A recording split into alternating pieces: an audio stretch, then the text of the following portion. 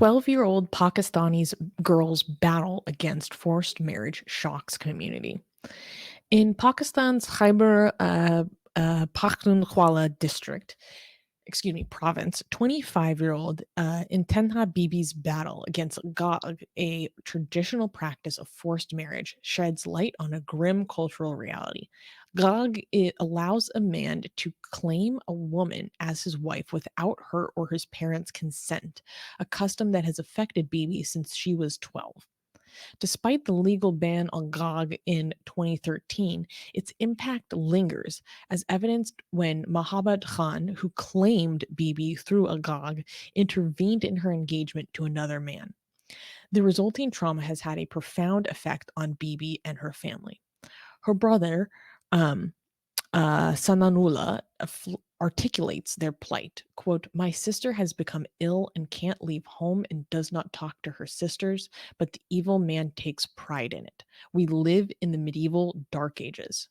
Sanullah is fighting for Bibi's rights in court, but they face threats and societal pressure in a system slow to enforce its own laws against such practices. This case underlines the challenging fight against entrenched cultural norms and the need for effective legal enforcement. So, here is the background. This was an article that covered the case of one specific girl, highlighting the issue at large. And basically, so they live in I believe it's a predominantly Pashto province of Pakistan, and they live in more of a tribal area. And there is a custom called Ghag, or it in English letters, it would be Ghag. I have a problem with the gray sound. Um, and basically, this is a practice in these regions, in these tribal regions. Yeah, Dia saying, "I'm glad her family is standing by her. That doesn't always happen." True. And we need to touch on that in a second. Um, where basically a man can lay claim to a girl that is born. And this is done basically through going to the family's house and making a declaration. Sometimes it's done by like shooting off a rifle in front of the house, and sometimes it's done by like putting in a written letter. And basically, this can be done completely without the family's consent. So it's not even like an arranged marriage by the parents that's then forced on the girl, like that kind of forced marriage. This is literally just some dude coming in and saying, "Yeah, I have laid claim to your daughter right now, and she's mine now." And so what happened with this one girl, in Tenha, in Teha, she had a gag put on her when she was 12 years old. This man, the article never describes how old he is. This man just came and informed her family that she's mine now. I've put a gag on her. And they tried to fight it, blah blah blah, and they thought it went away for a really long time. And then so fast forward about 13 years, maybe about 10 years. And Tenha is an adult now, and she found someone that she wants to marry. Her family helped her find a marriage, and she found a perfect marriage that she wanted. And she thought that this Gog had kind of like faded from memory and faded from existence. Well, this man, Mahabat, he shows up again, and he starts intimidating the family. And he starts intimidating the family of the man that she was engaged to willingly. And he goes to them, this family that she was engaged to, and says, "I will essentially pay the dowry that you already put down for this marriage. Like I will pay you out of this marriage essentially. Like this is mine now. I'm coming back to d- reclaim what is my right." And um this marriage that she thought that she had, that she was engaged in willingly, that was going to help her escape this Gog, um crumbled. And that engagement was broken off because of the intimidation and the threats against them. They had to leave their village. They went to Islamabad, but this still follows them. The Gog still follows them. and they can't escape it. She can't leave the house because one day this man and a couple of his relatives showed up and tried to take her. And they are struggling to have justice for her against the intimidation and the threats and the destruction to her life because of the tribal structure in their area. So they've tried to go to high courts and such. Um, and it's still following, and her brother who's younger than her is like trying to go to university to help fight it and stuff, but they've had no justice in this case. And what is crazy to me is that this was only made illegal in Pakistan in 2013. This practice was only made illegal in Pakistan 10 years ago. My mind is blown right now. And apparently, Where does it come from? This is not from Islam. I think it's a tribal thing.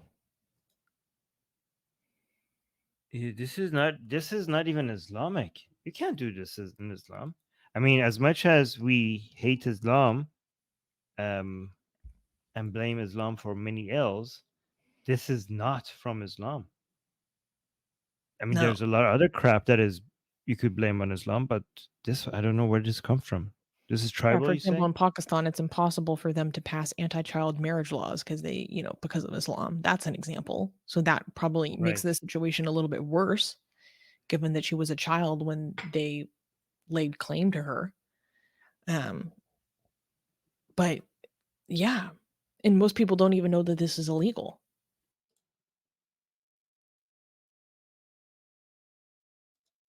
Hmm. So why is it not again as simple as just calling the police and being like, "Yeah, what the hell?" Because in a lot of these tribal areas, the authorities help uphold the tribal structure, Mm-hmm. you know? Interesting. It was really interesting. I watched a movie that came out last year by an Iranian director. I can't remember his name, but the movie is called No Bears. And in it, he goes to an Azari region of Iran, a very rural Azari region that borders Turkey. And in it, he accidentally becomes involved in one of these areas because in this Azari rural village of Iran, they have a custom where when a girl's umbilical cord is tied, she's promised to another family. And he accidentally gets involved in this situation where they think that he took a picture of one of these girls with a different boy that she's not promised to. And it almost becomes an honor killing situation. And it's about this director from Tehran, like from the city, like coming into conflict with these tribal rural norms and what he has to do to try to navigate it. And it reminded me of that kind of a situation where this girl then tries to run away to Turkey with the boy that she actually loves. And well, I'm not going to spoil the movie. You guys should go watch No Bears. It's really good. Um, but a lot of these things really still linger. So let me be clear. Somebody is saying, wasn't Aisha in a forced child marriage? So we do have, I didn't say Islamically we didn't have forced marriages. Islamically, we do have forced marriages, including forced child marriages. Um, I mean, actually, that's the main way that you have forced marriages is forced child marriages because with children you don't have informed consent. But it's not Islamically, it's not forced upon the parents. It might be forced upon the child, but the parents have to consent Islamically. So what we saw happening here is that the parents were not consenting, and that is not Islamic. Like when it comes to Aisha, for example, yes, Aisha was forced into a marriage, but her parents approved of it, and that's why it was allowed to happen because the parents approved. But the parents, Islamically, the parents do have to approve. So that's why it's different. That's why I was like, this is not allowed. I wasn't defending Islam. I'm saying like you don't have forced marriages in Islam. I was just saying it's different. Yeah. Yeah. Or Armenian is sitting in the corner like, this is not halal. Yeah, come, yeah, Mufti Armin does not approve. Say what you will, but this is haram. Um, Yeah, okay. by the way, Zaid is actually making a good point. Zaid is saying it takes real effort to be even more disgusting than Islam. That's perfectly put. Thank you, Zaid. Yes, it does take a Yeah, lot a of good effort. point. Um, Yeah. okay, so oh, and Sina is saying, "I'm from that area, I can confirm." Yeah, it was really Oh wow. that movie was so intense. Mars is saying, "Where can I find the film?" I don't know, just look up, No Bears by Jafar Panahi. It's v Oh, I'm not gonna give away the ending, it is intense, and, low key, if I was from Iran, it would be extremely emotionally difficult to watch because I cried. Because there's a whole it's actually semi-autobiographical and almost documentarian. Um, it's a really interesting movie.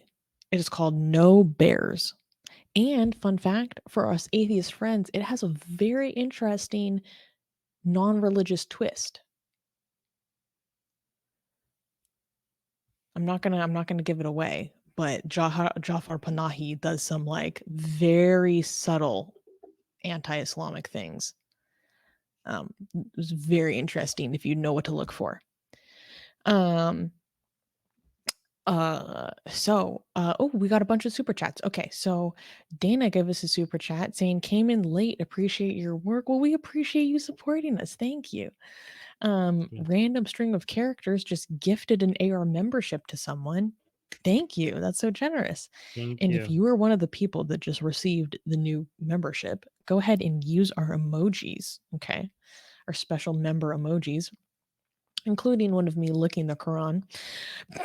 Um, and GJ gave us a super chat saying, I just tweeted something to Atheist Republic that I could not super chat. YouTube's censorship has gone insane. Um, which is weird because I am looking at our notifications and I don't see a mention from you.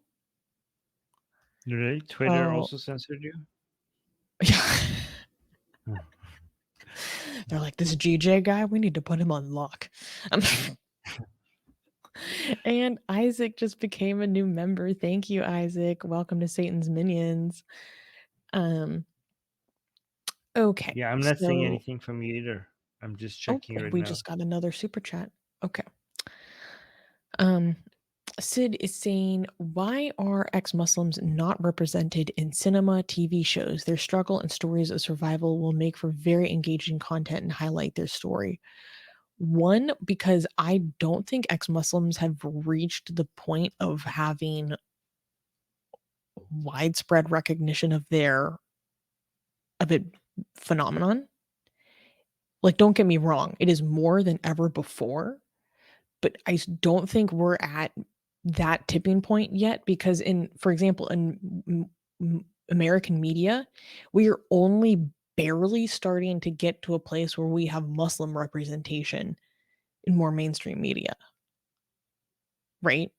So it's going to take a bit longer to then one make audiences interested in the story of Muslims in general, because it has to be something that the population relates to a certain extent to make it marketable, right? And then to push to the next one of like, okay, not only are you familiar with this story, you now have to be familiar with the story of someone who leaves that. I don't know if that makes sense. I think that's kind of what's happening from like, is there a desire for it in the market, that kind of thing. Um, and if I'm being very cynical, I think it's also because it's taboo. It is still taboo. It's still very taboo. Um, so I think that's part of it as well. For example, I mean, let us not forget that there was a literal Yazidi genocide survivor of ISIS sex slavery that was not allowed to give a talk to school children, not even school children, I think it was like high schoolers, about her story because they were afraid of possible Islamophobia. A literal survivor of genocide and sex slavery was not allowed to share her story of surviving the greatest adversity that we've known in the past 10 years because they're afraid that her story of surviving hell will then possibly inspire bigotry. So, I mean, Canada is like cucked on a different level. So if we're dealing with that attitude, I think it's gonna be a little bit of time before we get ex-Muslim stories. Um, Oh, by the way, John is disagreeing with you, saying after 9/11, Muslims got all the media sympathy. I don't know if that's I mean, not disagreeing with me. yeah. No, you were saying that they weren't accepted. It took a while for them to get. Yeah, you're right. It's not a contradiction. No, You because just I'm said it saying, took like, a while. yeah, like, only recently we got that show Rami, which is about an American Muslim dude just, like, navigating, "Do I want to go to Friday Jummah prayers or do I wanna go to the club?"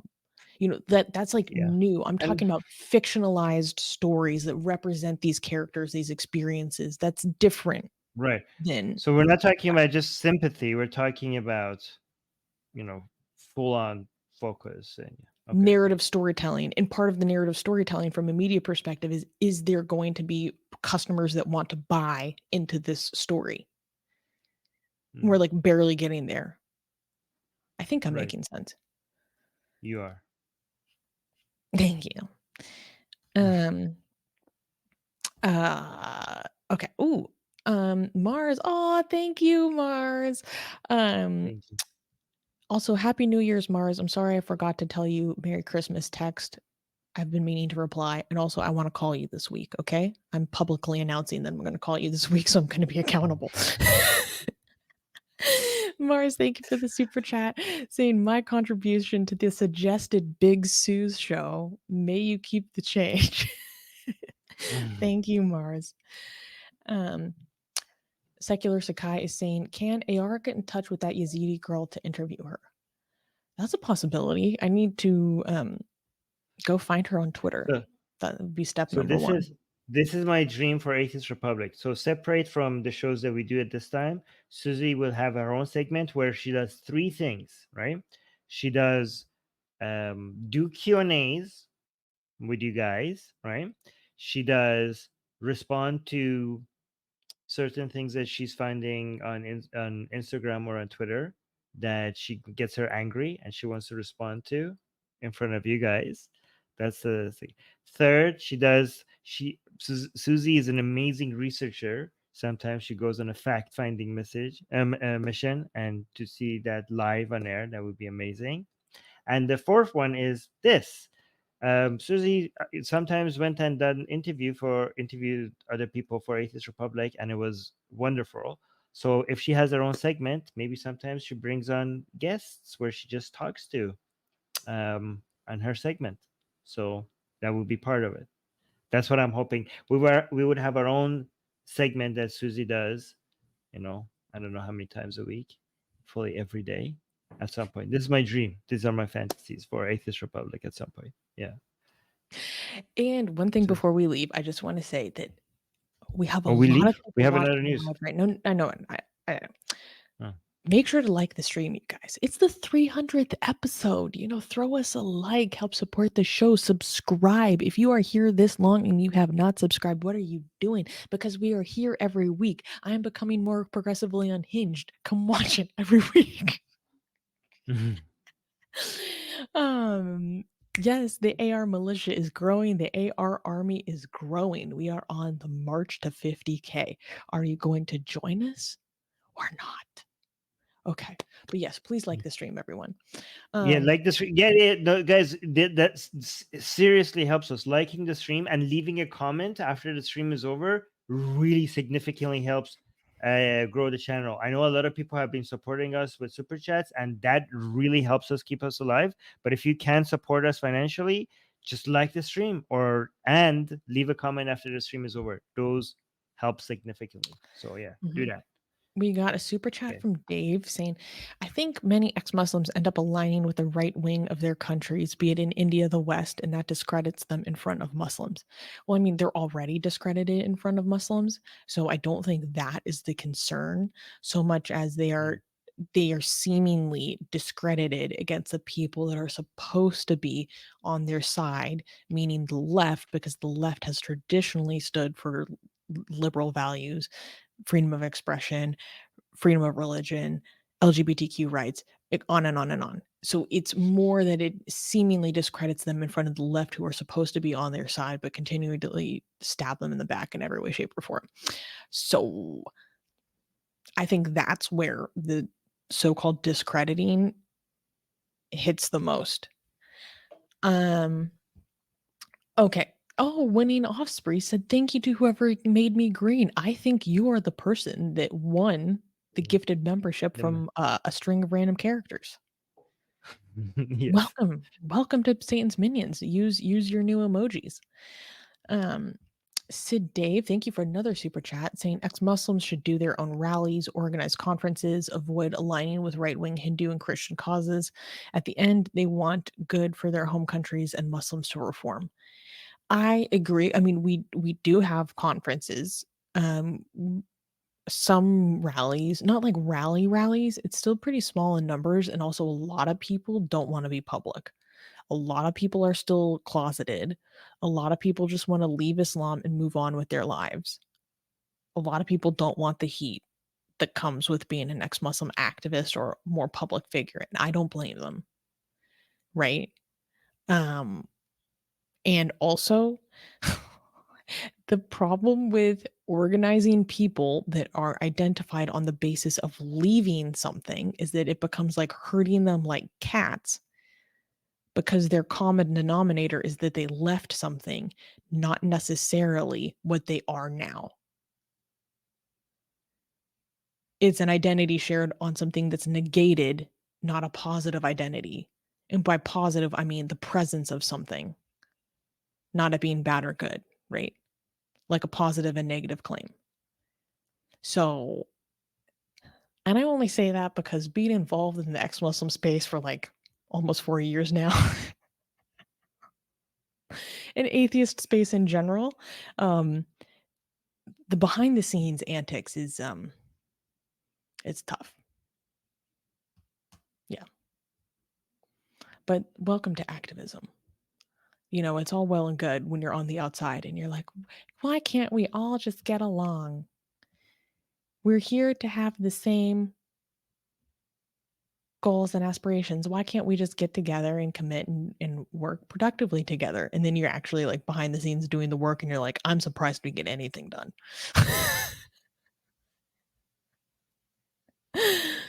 um, okay. Oh, we got another super chat. GJ is saying, okay, I retweeted once more. I'm checking. There's Still nothing nothing. there. I'm sorry. I don't know what the hell. Yeah. Yeah. Um, oh, and Sakai is saying, Atheist Republic, do you guys need additional YouTube moderators? Well, Sakai, I will definitely Mm. make you a moderator, like literally right now. Yeah, Uh, we don't need any moderators, but you should be an honorary moderator anyways. Not even Because right now the honorary. chat is oh yeah, just My just guy is we're actually not committed. very we're not very trigger happy with our moderation. We just let it we just yeah, Yeah. we just let people unless somebody spams a lot, we just usually time out them. It Okay, takes let's a lot see. for somebody to get banned. Okay. Um, ba, ba, ba, ba. Okay. Okay, Sakai, now say something again. Let's see if it shows up. Sakai, yeah! Ooh. Sakai now has that sexy blue hammer next to his name. That's It's not a right. hammer. That's right. That's right. Welcome to the team.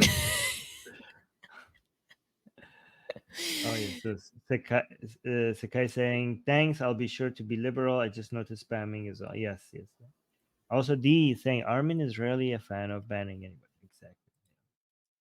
If, unless they get on Susie's nerves and they make her upset, that's the only time. That's my red line. If somebody makes Susie upset, Yo, that's a quick then way to get I nuked. yeah yeah That's why. Oh my god, we got so Oh many my. super chats. Crap. We're we have another segment, but screw that. No, Okay. no, thank you guys. This is great. Thank you. All right. Say, do most ex-Muslims become atheists? I have seen many of them try to assimilate in the local culture of the land, like in the West or in India. M- My understanding is that most of them become atheists, but I I could be wrong. disagree. But that's my. Hmm? I disagree because Oh, if we're including the mass sorry. exodus of No, people leaving Islam in Iran, most of them have left Islam, but they're still vaguely sorry, spiritual. sorry. I shouldn't say atheists. Non-religious. They become non-religious. You're right. You're right. Most of them become nuns. They don't become Christians. They don't become Zoroastrians. They become. They don't become atheists. They become God believers with no religion. Mhm. Yes, Yeah, you're right. So no religion, but still believing in God. You're right. That's yeah, the number one. yeah. Yes. They leave Islam, but they don't reject spirituality. And they don't go to another religion. A lot of them keep God, but outside of any religion. Yeah, Yes, yeah. you're right. Um, yeah. I think it's I don't know. Okay. So then we have Decan, I'm gonna call him, uh, gave us a super chat saying top 3 tier list for majority Muslim nations on being cool and secular, top 3 most uncool. I think Uncle Albania is Pakistan. I think Albania is technically the Yeah. most secularized Muslim nation. I really don't know that much Oh, about Albania, so I can't say how cool it really is, but that's just off the top of my head. I mean, Um, Morocco and Tunisia come into mind. Mm, you said majority actually, I Muslim, will. so we can't include Iran. Yes. Well, yes. Tajikistan. Tajikistan. Tajikistan is having a huge anti-Islam direction within its policies right now. It's crazy. Really? We should Yeah, talk about that on the show. That'd be so interesting.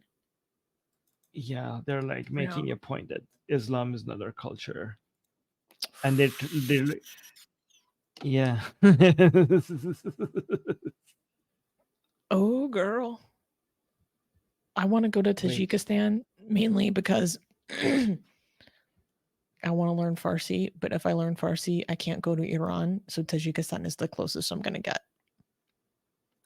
is that? Hold on.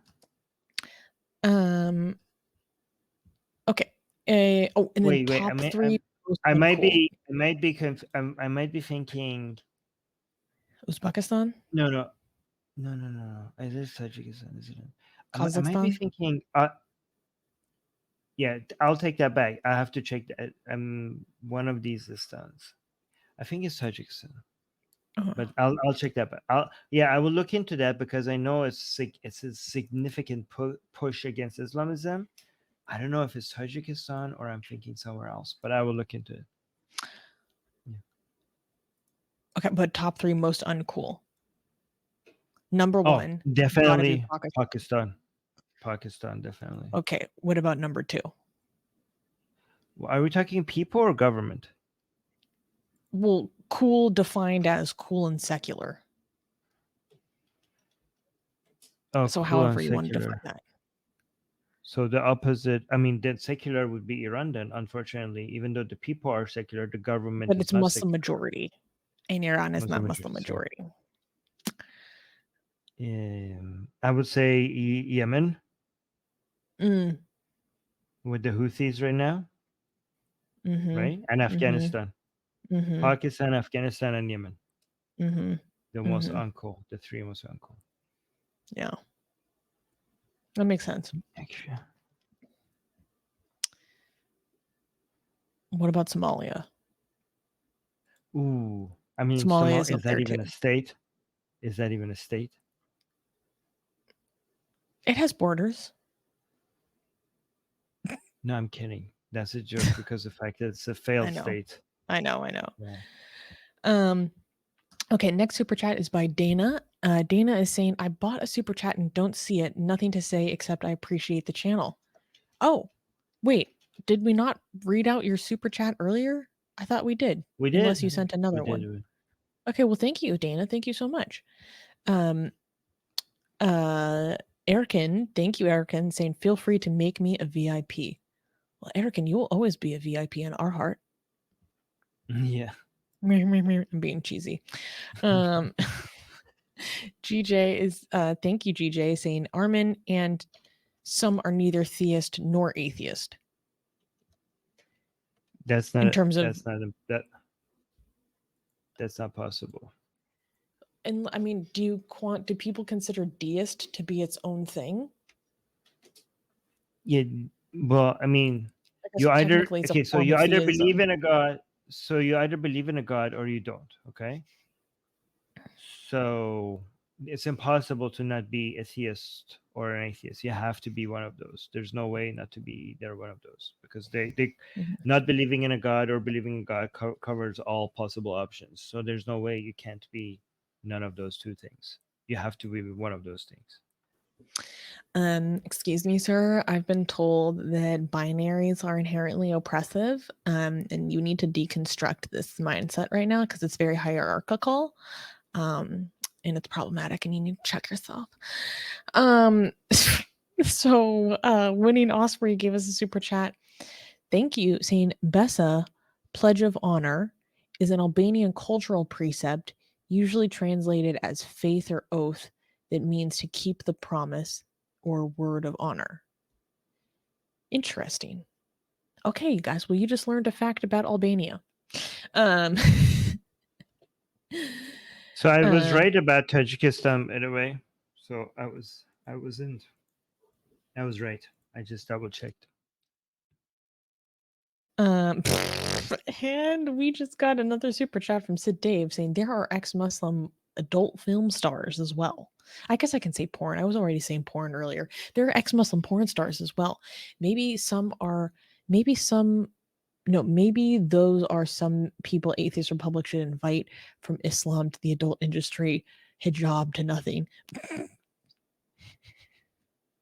I did see this girl who was ex-Muslim who would wear the hijab in her OnlyFans. That shit was spicy. It was controversial. I did not see her actual OnlyFans for the record. Um, the only problem is we can't really do that kind of thing because of our nonprofit status. We can't promote people's work that's for profit. And I think that would very easily cross that line. So Deacon gave us another super chat. Thank you, saying loving Susanna's the woke girl. Well, it takes one to know one. And I've lived through the fire. Do you know who makes the most amazing, gorgeous, and other adjectives that I can't use here on YouTube, blasphemous art ever? We do! And for some reason, we are giving it away for free. Download them now using the link in the description before we change our mind.